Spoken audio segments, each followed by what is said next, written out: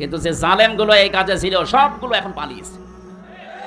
অধিকাংশ গুলো এই সরকার আসার পরে ছাঁটাই করে দিয়েছে, আর বাকিগুলো সব পালিয়েছে।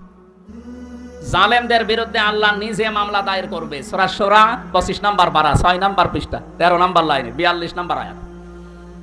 ইন্নামাস সাবিলু আলাল্লাযিনা ইয়াজলিমুনান নাস, অবশ্যই আমি আল্লাহ নিজে মামলা দায়ের করব যারা মানুষ হয়ে মানুষের উপরে জুলুম করছে, করবে। শব্দটা ইয়াজলিমুন মুজারি, বর্তমান ভবিষ্যৎ প্রেজেন্ট ফিউচার। আল্লাহ কিন্তু ইয়াজলিমুন আল মুসলিমুনা দেননি, দিয়েছেন ইয়াজলিমুন আন নাস। মানুষ হয়ে যারা মানুষের উপরে জুলুম করবে তারা মামলার আসামি কার? আরো জোরে।